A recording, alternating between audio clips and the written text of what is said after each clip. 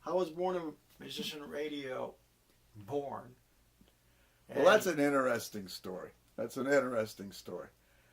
There's a company called Media something or other that we get a lot of requests to take their people and do interviews.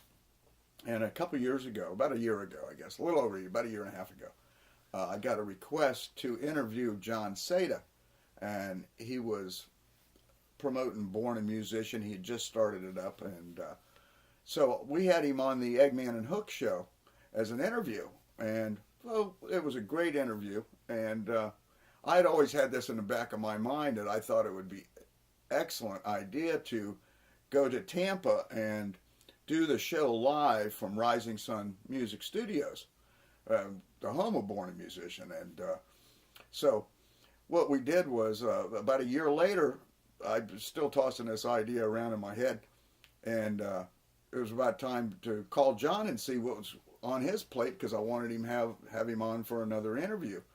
And I called him up, and he says, "You won't believe it, I just got this new video out, which is Do You Want the Worm?" And he just put all that together, and so one thing fell into place and another thing, and I asked him, I said, "Listen, this is an idea I've had for a long time.